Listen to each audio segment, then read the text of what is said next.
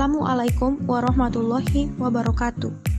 Selamat berbahagia untuk kita semua.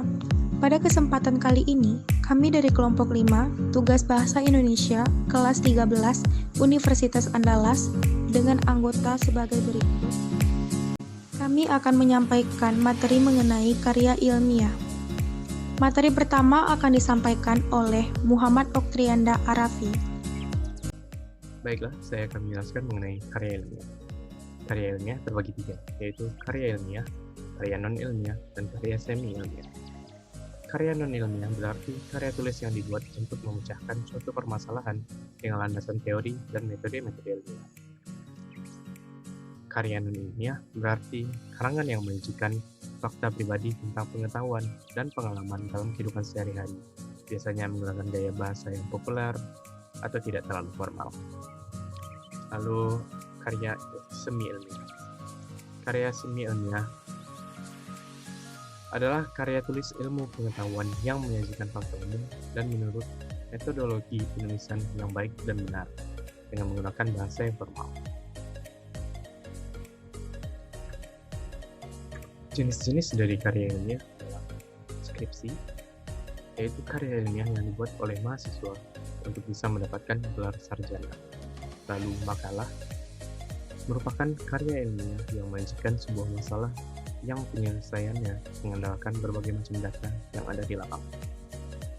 Lalu tesis, karya tulis ilmiah mahasiswa untuk menyelesaikan program studi S2 yang lebih dalam dari skripsi. Lalu yang keempat ada artikel, yaitu karya ilmiah yang memuat pendapat subjektif pembuatnya mengenai sebuah peristiwa ataupun masalah tertentu. Yang kelima, kertas kerja. Kertas kerja pada dasarnya sama dengan makalah, namun dibuat dengan analisis yang lebih mendalam dan tajam, serta dipresentasikan pada seminar yang dihadiri para ilmuwan. Lalu yang terakhir ada disertasi, yaitu karya ilmiah yang ditulis untuk memperoleh gelar doktor pada perguruan tinggi. Jenis karya semi-ilmiah. Yang pertama ada artikel, yaitu karangan yang faktual dibuat secara lengkap dengan bertujuan untuk menyampaikan pendapat atau fakta untuk menghibur, meyakinkan, atau mendidik. Lalu yang kedua ada editorial. Editorial adalah rubrik khusus yang terdapat di dalam suatu media cetak yang di dalamnya berisi tanggapan dari pihak media terhadap suatu permasalahan tertentu. Lalu ada feature, yaitu penyajian naskah berita yang bersifat menghibur, yang bertujuan memberikan informasi sekaligus menghibur khalayak umum. Lalu yang keempat ada resensi. Resensi adalah karangan yang mengulas segala kritik objektif, ringkasan, dan opini seputar sebuah buku yang telah dibaca sebelumnya. Lalu yang terakhir ada opini, yaitu naskah yang berisi pendapat dan ditulis oleh seseorang untuk mengemukakan pendapatnya di khalayak umum. Baiklah, yang terakhir ada karya non-ilmiah. Karya non-ilmiah terdiri dari yang pertama puisi, yaitu bentuk sastra yang menggunakan kualitas bahasa yang estetis dan seringkali berirama. Lalu yang kedua ada cerpen atau cerita pendek, yaitu karangan non-ilmiah berupa cerita fiksi. Yang ketiga ada dongeng, yaitu karangan non-ilmiah yang merupakan cerita yang tidak benar-benar terjadi di kalangan masyarakat. Lalu yang keempat ada drama, yaitu komposisi syair atau prosa yang diharapkan dapat menggambarkan kehidupan atau watak melalui tingkah laku dan dialog-dialog yang dipentaskan. Lalu yang terakhir ada novel, yaitu karangan prosa yang panjang mengandung rangkaian cerita kehidupan seseorang dengan orang di sekelilingnya dan menonjolkan watak dan sifat setiap perilakunya. Saya Syabila Putri Azahra dengan nomor BP 2010111069. Jurusan Ilmu Hukum akan melanjutkan penjelasan dari Oktrianda. Selanjutnya mengenai perbedaan dan persamaan karya ilmiah. Hal pertama yang dibahas yaitu sistematika. Sistematika merupakan suatu penjabaran secara deskriptif tentang hal-hal yang akan ditulis, yang secara garis besar terdiri dari awal, bagian isi, dan bagian akhir. Yang pertama, bagian karya ilmiah. yang kami buat berupa makalah. Sistematika dalam makalah adalah sebagai berikut. 1. Cover makalah. Bagian cover makalah adalah bagian paling awal yang ada di halaman depan dari sebuah makalah. Pada cover makalah ini, isinya secara berurutan meliputi judul makalah, keterangan pembuatan makalah ditujukan untuk, nama penulis, logo lembaga atau institusi yang menaungi penulis, nama lembaga disertai alamat dan tahun akademik. Setelah bagian cover, maka dilanjutkan dengan bagian opsional, yaitu bagian yang bisa dibuat atau tidak, sesuai dengan kebutuhan. Bagian itu yang pertama adalah judul makalah. Untuk bagian halaman judul makalah ini, bisa dibuat sama dengan bagian halaman cover. Terkadang ada beberapa penulis makalah yang melewatkan halaman ini. Yang kedua, yaitu kata pengantar atau prakata. Kata pengantar berisi paragraf yang menjelaskan mengenai uraian singkat yang dapat mengantarkan para pembaca untuk mengetahui isi makalah. Dalam kata pengantar, bisa berupa ucapan syukur atas selesainya makalah, disertai beberapa kalimat terkait isi makalah. Yang ketiga yaitu daftar isi. Bagian daftar isi dibuat agar dapat memudahkan para pembaca ketika hendak mencari materi-materi yang dijelaskan dalam sebuah makalah. Daftar judul pada makalah dibuat seperti biasanya, yakni judul bab atau subbab serta nomor halamannya. Setelah bagian opsional, barulah dilanjutkan ke bagian yang diperlukan, yaitu yang kedua, pendahuluan. Pada bab pendahuluan, kita bisa menyajikan mengenai rancangan atau gambaran umum makalah, sampaian mengenai konsep, rencana, gagasan, dan seputar permasalahan yang akan dibahas dalam masalah. Sertakan juga tujuan dan manfaat dari pembuatan makalah. Pada bagian pendahuluan ini masih bisa dibagi ke dalam beberapa subbab. Subbab yang umum terdapat dalam pendahuluan meliputi latar belakang, rumusan masalah, ruang lingkup penelitian, tujuan dan manfaat penelitian. Yang ketiga yaitu isi. Pada bagian isi makalah, penulis bisa menguraikan mengenai inti utama dari penelitian atau bahasan makalah yang dimaksudkan. Secara umum, berikut adalah beberapa hal yang dapat dimasukkan dalam bagian isi makalah. Yang pertama, kajian teori atau landasan teori. Yang kedua, hasil penelitian. Yang ketiga, pembahasan. Dan yang keempat, kontribusi permasalahan. Bagian keempat yaitu penutup. Pada bagian penutup masalah, hal utama yang diuraikan adalah mengenai kesimpulan dan saran. Kesimpulan ini berisi ringkasan umum, dan yang paling utama harus mampu menjawab rumusan masalah utama yang ada pada bagian pendahuluan makalah. Hasil penelitian, beserta kelebihan dan kekurangannya juga bisa diuraikan di bagian ini. Selain kesimpulan, penutup juga perlu disertai dengan saran. Saran harus juga terkait dengan permasalahan yang dibahas. Yang terakhir yaitu daftar pustaka. Pada bagian daftar pustaka, disajikan mengenai referensi apa saja yang digunakan dalam makalah, mulai dari pembahasan pada bab pendahuluan, hingga yang ada di bagian isi makalah. Penulisan referensi pada daftar pustaka ini juga harus disesuaikan dengan kaidah penulisan daftar pustaka yang baik dan benar. Cara menulis daftar pustaka yang baik dan benar sebetulnya ada beberapa, tapi yang paling sering digunakan yakni urutannya yaitu nama penulis dibalik, titik, tahun terbit, titik, judul dicetak miring atau garis bawah atau tebal, titik, kota terbit, titik 2, penerbit, titik. Selain itu, penulisan daftar pustaka juga harus dibuat berurutan sesuai abjad. Literatur atau referensi pada daftar pustaka juga bisa berupa website. Hanya saja, sangat disarankan yang berupa buku atau jurnal atau website yang terpercaya terkait bidang ilmiah. Bagian kedua yaitu karya semi ilmiah. Contoh yang kami tampilkan berupa opini. Hal-hal yang perlu diperhatikan dalam pembuatan opini adalah 1. Pengetahuan akan bidang atau masalah tertentu. 2. Ide dan gagasan. 3. Argumentasi gagasan. 4. Teknik penulisan opini. 5. Pengetahuan bahasa. Dan 6. Pengetahuan tentang media massa. Sistematika dalam penulisan opini ini adalah 1. Judul. Penulisan opini mesti membuat judul tulisannya menjadi menarik. Judul haruslah eye-catching, memikat. Syarat untuk judul seperti ini tidak panjang atau cukup 3 atau 4 kata, dan memakai kata-kata yang tidak klise atau menggugah. Judul tidak mesti dibuat lebih dulu, bisa belakangan setelah penulisannya selesai. Yang kedua, alinea, pembuka, dan lead. Lead adalah bagian penting sebuah tulisan. Karena itulah lead harus menarik, tidak memakai pemikiran yang klise, dan kalimatnya tidak panjang. Lead ini berfungsi untuk membawa pembaca untuk mengerti masalah apa yang akan dibicarakan oleh penulis opini. Lead adalah bagian penting dari alinea pembuka. 3. Isi atau batang tubuh. Inilah daging sebuah opini. Disinilah penulis menuangkan gagasan dan ide-idenya. Dengan demikian, secara ringkas bagian ini berisi gagasan apa yang ditawarkan, argumentasi kenapa pentingnya gagasan atau ide atau pemikirannya, contoh-contoh dengan menampilkan data-data yang relevan dan menunjang, serta keuntungan dan kerugian jika gagasan itu diterapkan atau tidak diterapkan. Yang keempat, alinea penutup atau ending.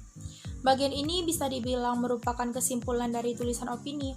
Kendati penutup, penulis opini tetap harus menganggap ini bagian penting untuk mengulang dan mengingatkan pembaca akan gagasan yang ditawarkannya.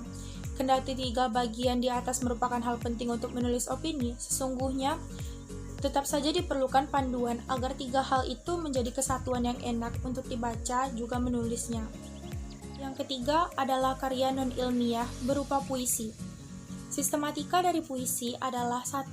Tema. Tema merupakan salah satu unsur utama dari membuat sebuah puisi, karena tema tersebut berkaitan erat dengan makna yang dikeluarkan oleh dari pembuat di dalam puisi. Tanpa adanya sebuah tema yang jelas, tentunya akan menghasilkan puisi yang tidak jelas maknanya. Yang kedua, nada. Nada berhubungan dengan sikap penyair terhadap pembacanya. Dasarnya nada yang digunakan ini akan bervariasi, misalnya seperti dengan nada sombong, nada tinggi, dengan nada rendah, serta lain sebagainya. Yang ketiga, amanat. Amanat adalah sebuah pesan yang terkandung di dalam sebuah puisi yang dibuat. Amanat tersebut dapat ditemukan dengan cara memaknai puisi itu dengan secara langsung. Selanjutnya, bagian yang akan saya bahas adalah diksi atau pilihan kata. Diksi bisa diartikan sebagai pilihan kata pengarang untuk menggambarkan sebuah cerita.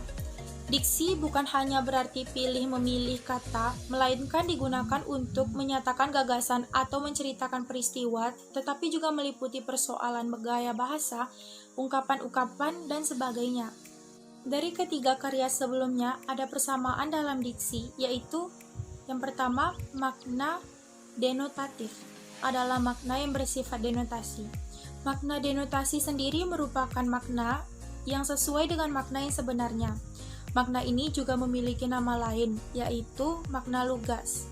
Karena sifatnya yang lugas atau literal, makna denotasi ini biasanya merupakan hasil observasi dari panca indera, yaitu penglihatan, penciuman, pendengaran, perasaan, atau pengalaman fisik lainnya. Contoh dari makalah yaitu pada kalimat menularnya COVID-19 membuat dunia menjadi resah. Yang kedua, dengan kondisi ini, saatnya kita kerja dari rumah. Pada bagian opini terdapat di kalimat. Yang pertama, konsep ini dapat dijadikan dasar dalam membuat kebijakan publik.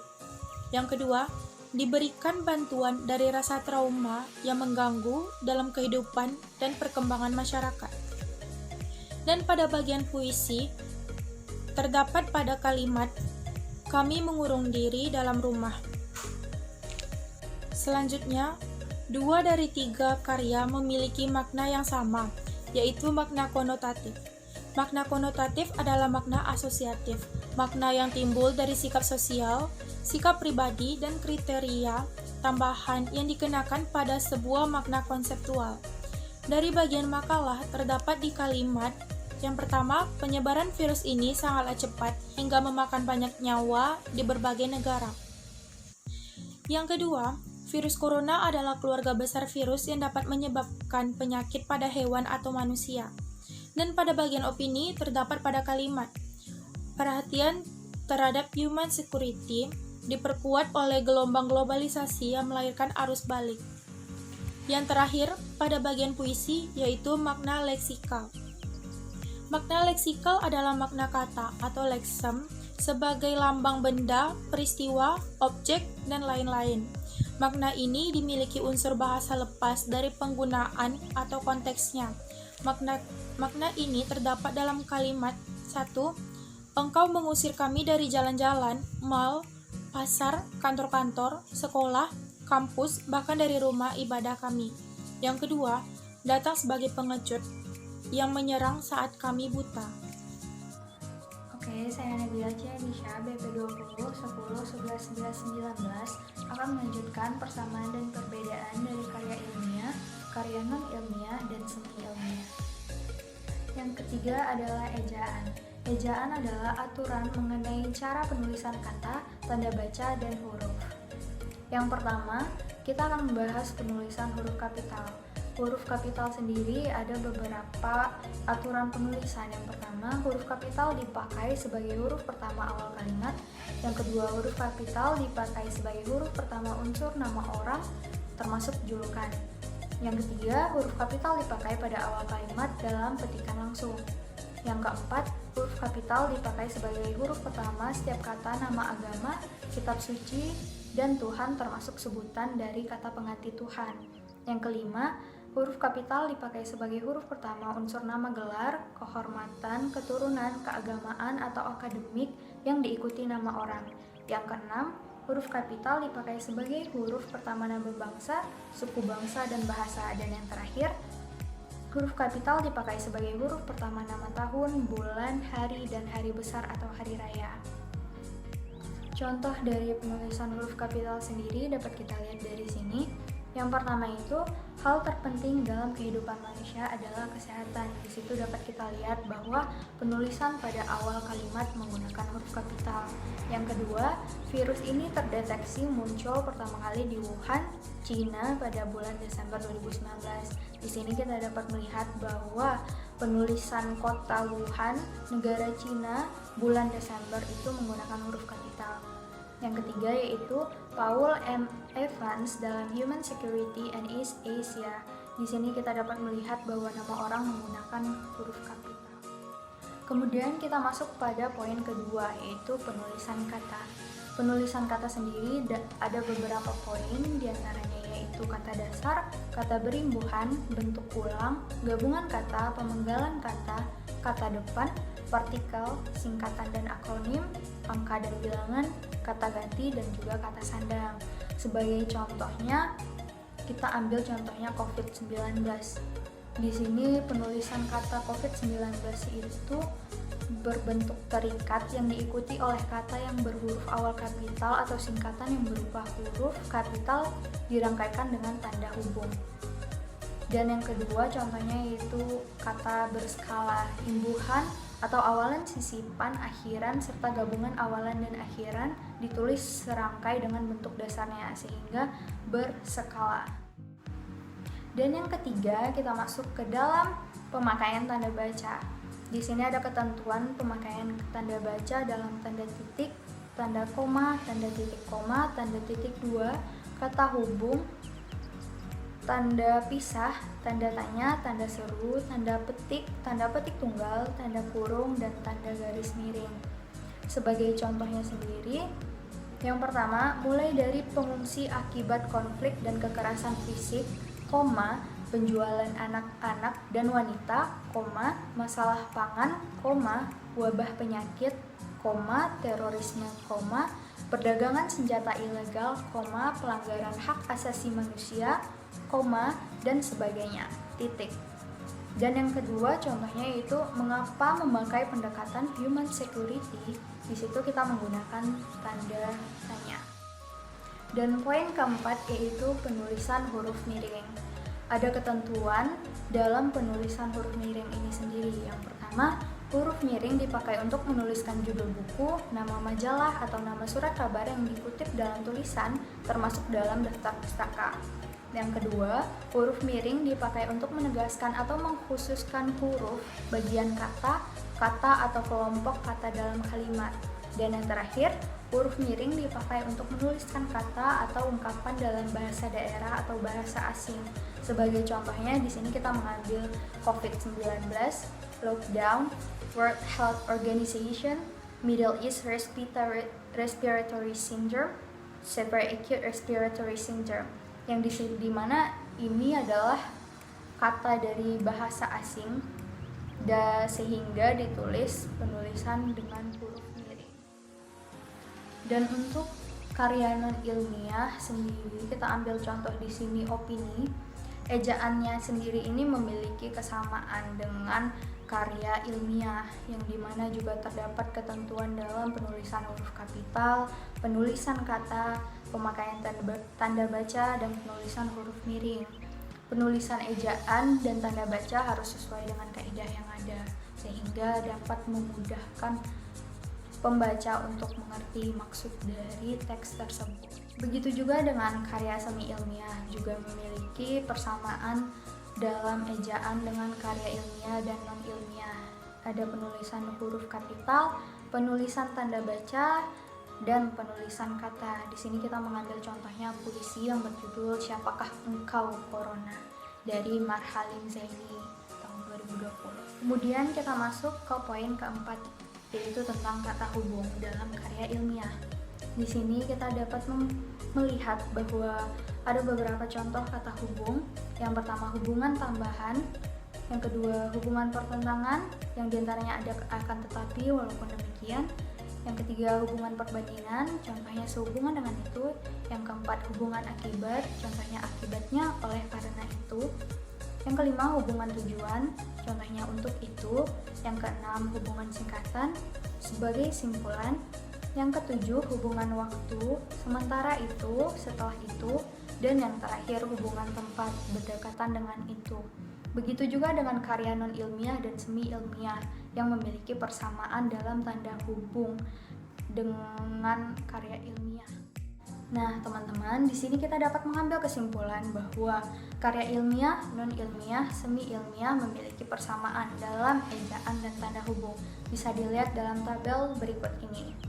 Di sana terdapat persamaan di antara ketiga jenis karya ilmiah ini. Baiklah, sekian penjelasan dari materi karya ilmiah, non ilmiah, dan semi ilmiah. Semoga apa yang dijelaskan dapat dimengerti dan menambah pengetahuan kita semua.